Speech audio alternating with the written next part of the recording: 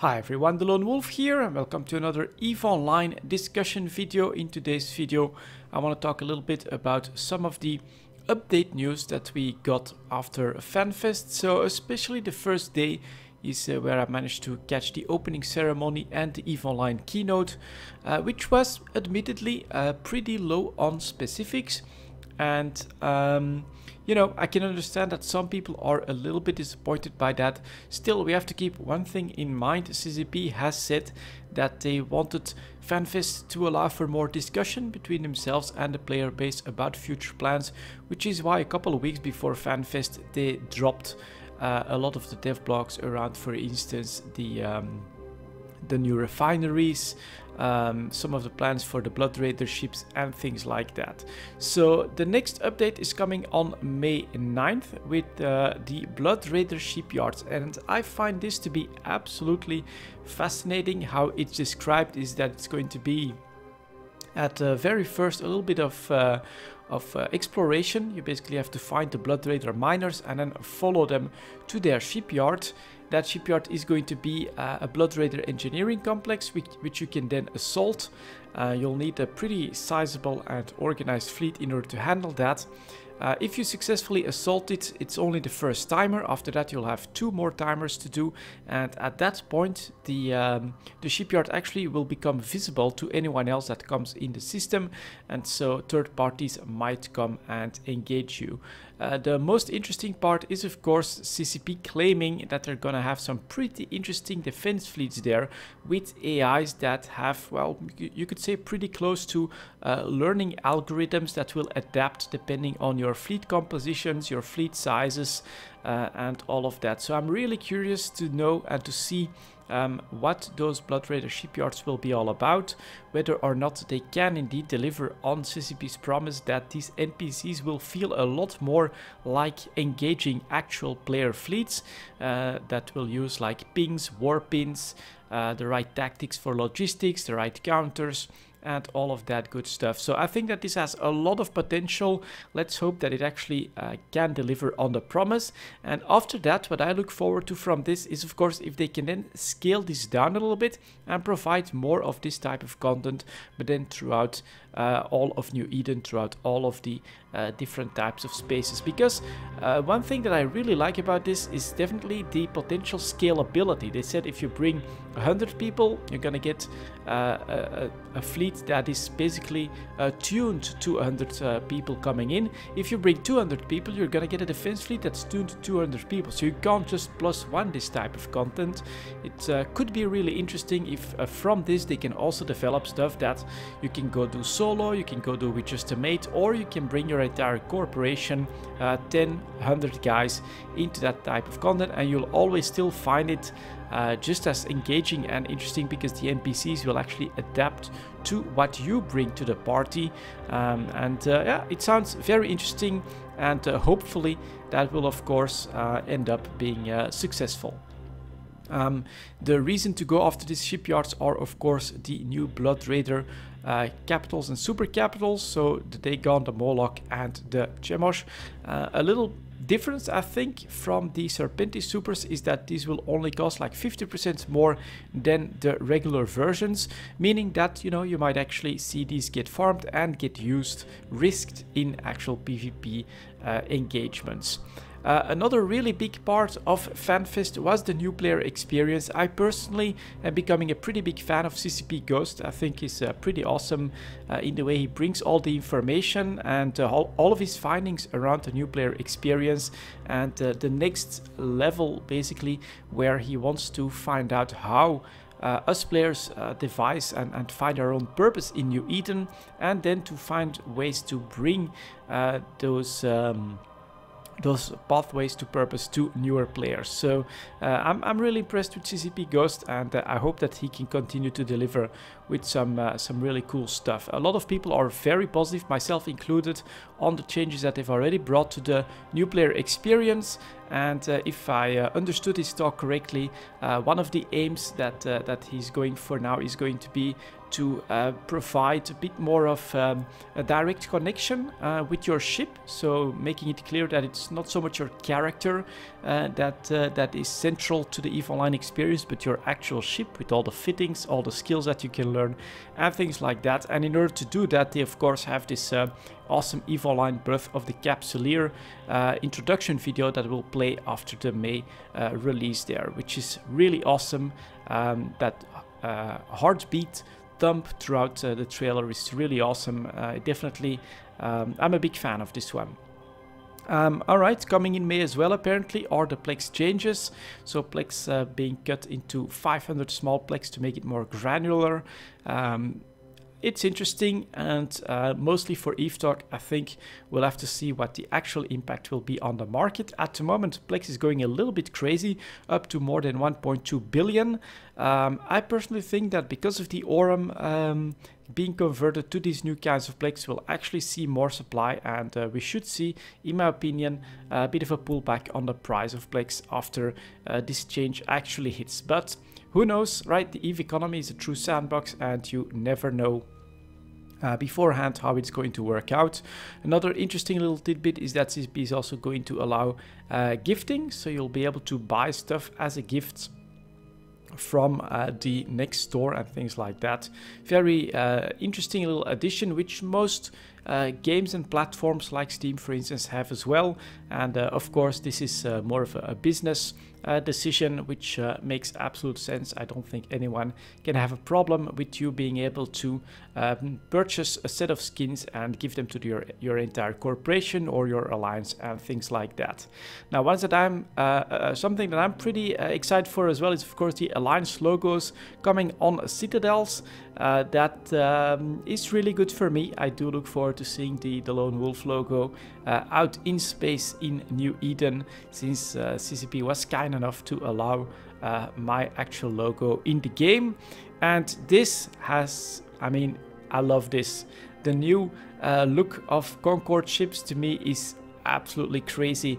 This looks so sleek, so futuristic, and also, in my opinion, superior to Capsuleer technology. This is really Concorde, truly a masterful update to the look of Concorde, and that's the frigate. Attendees of FanFest will also be able to get like a version that they'll be able to fly. Maybe I'll just buy one off the market if they become available at a somewhat decent price. But I'm really amazed with what CCP has been doing when it comes to the look of the game, and these updates for the Concorde ships. They really hit the mark, in my opinion. Really, really awesome stuff. So that's stuff that is coming on May 9th, so not all that long anymore, about a month. And I do think that especially the Blood Raider shipyards, it's going to be pretty interesting, and I'm hoping that it will be everything CCP promises, and that it will actually be the start of very interesting new content that comes to EVE Online. After that, updates for the summer. Project Discovery with exoplanets, very, very interesting in my opinion. No longer will we have to look at cells, we'll now have to look at patterns from stars in our actual galaxy, not in New Eden, and with special filters we might be able to spot a consistent pattern that might be an indication of a planet rotating a star. So really, really awesome, fits the EVE Online team quite a bit more easily than the previous Project Discovery, and so I do look forward to testing this out and seeing what the results will be here. As we said here, CCP Ghost is working very hard on NPE improvements, so we'll have new Empire selection screens coming, and this one is pretty major for me. Vexor and Ishtar redesign, an extremely iconic ship, one of my favorite ships as well. The Ishtar is also one of those ships that I use the most when it comes to my Isaac exploration, and I think that they're doing a pretty good job here. This is still very recognizably a Vexor or an Ishtar, so the hull hasn't been changed that much, just has a lot more detail and animation to it. So, you know, I think CCP knows what they're doing. They know that for an iconic ship like this, like the Vexor hull, you can't just go and throw everything out the window. You have to stay somewhat true to the source material, and as far as I've been able to tell, they definitely are doing that when it comes to the Vexor hull redesign. So I look forward to this one as well, and that should be for the summer. And after that, for winter 2017, this was a lot more high level, just like the EVE keynote and CCP Hilmar's speech as well during the opening ceremony. A lot of that felt pretty high level. You know, Nova, basically no concrete updates, just that they're working on that and they want to get it right. And honestly, I don't really blame them. You know, CCP at the moment, from what CCP Hilmar said, is basically a little bit in an exploration phase. You know, they've put a lot of resources and time into getting virtual reality going, and they feel like they've been decently successful with Valkyrie, the new game that's coming out that's based on sports. And then you have Gunjack and Gunjack 2 as well. So I think it's...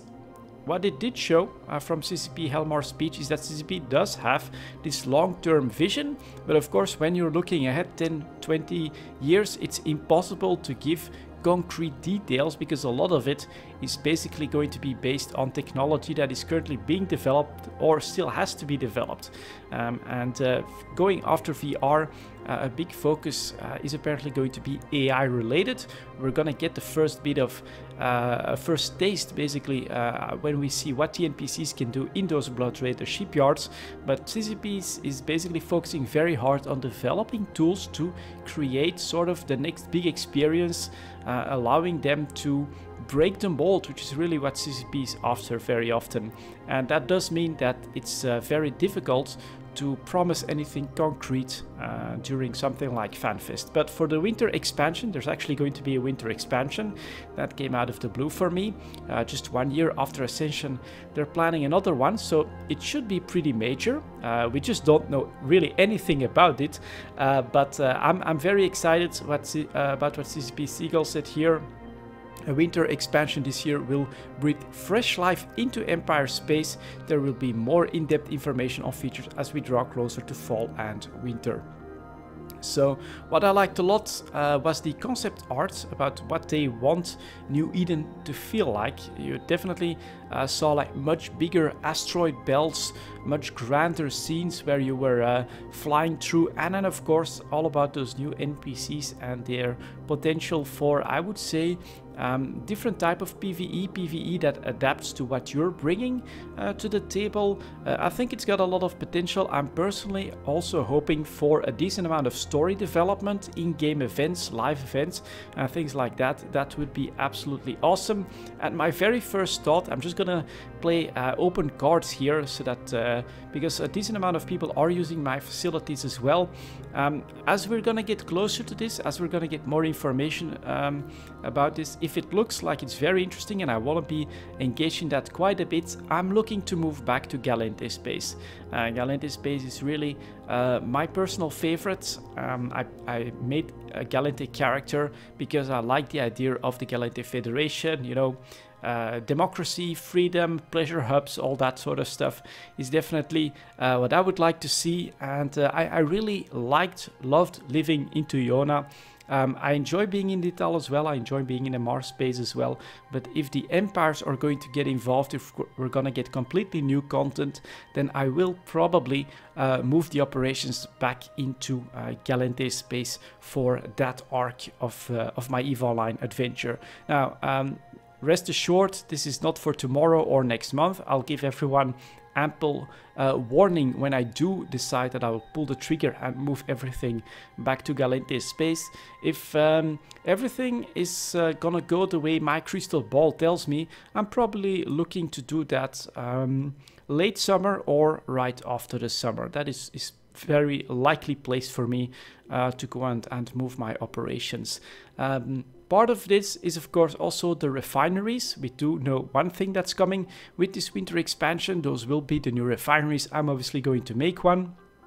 And well, it's a bit of a choice, but basically if I want to be ready for refineries, then I'll want to move at least a big part of my operations before that. Maybe everything except the Strauss, which already has a Tech 2 compression and reprocessing rig in it, which we'll get back for free once that actual expansion hits. But I think it's very likely after the summer that I'll basically move the operation so that for the winter expansion I can get set up in Galente space and be ready for the story, the new content and everything that CCP has planned for Empire Space by then. I'm a Galente pilot, and if stuff is gonna happen in Empire Space, to be honest, I would prefer to live that in Galente space itself. Moon mining at the first iteration, I know that CCP has heard our feedback when it comes to bringing moon mining even with other materials to high-sec and wormhole space. You know, they're looking into that, but they just cannot add such a feature to the roadmap for the winter expansion. So that's definitely not gonna be on day one of the refineries. It's only gonna be moon mining for Tech 2 production and in nullsec and lowsec at first. And of course we get the update for the reactions and the faction citadels. Let's hope if we get some big, let's wait and see if this will actually turn into some big fights, or if most people will turn out to be chicken, because you can actually, your outposts will be turned into faction citadels, after which point they will actually become destroyable, but they'll also be unanchorable. You'll also be able to unanchor them, so basically, you know, they can decide to move them, even move them to high-sec if they want to. They'll lose certain bonuses for that, but I would not be surprised to see a lot of that actually happen. This will be a pretty major change, and especially if you're in nullsec, if you have outposts and things like that, you should definitely keep a close eye on all the information, be active in the suggestions to make sure that this is actually a good and smooth transition from the outposts that cannot be destroyed into these new faction citadels, which will be pretty unique throughout New Eden, but of course will end up being destroyable or destructible items as well. So honestly, a lot to look forward to, but a lot of the information that we were given has been very high level, admittedly. Still, I'm really curious to see how all of this is going to develop, and I think if you want to gauge the potential of everything that might come out throughout this winter, then I think that the Blood Raider shipyard is going to be one of the main features to pay attention to, because this is where the new NPCs are really going to be tested against basically the biggest potential that players can throw at it, because it's in nullsec, absolutely no rules, biggest fleets possible, supers possible, everything can be brought on the field there. The players can meta game this as much as they want, and personally I think that CCP is using this a little bit as a test run to give them, well, interesting content with the new supers of course, but especially content on a massive scale to allow players to throw everything they have at this, so that they can learn as much as possible from this type of content and how players try to break it, try to abuse it, try to take advantage of it, and thus be able to bring better and more balanced content later on in the game, which is probably what they're planning to do then for this winter expansion with an overhaul of actual Empire Space. And I think a lot of it has to do with PvE content. So yeah, bring it on. The future, in my opinion, for EVE Online looks pretty bright. I'm really curious to learn more about all of this, and I look forward to the journey ahead. Thank you very much for watching, guys, and I'll see you all next time.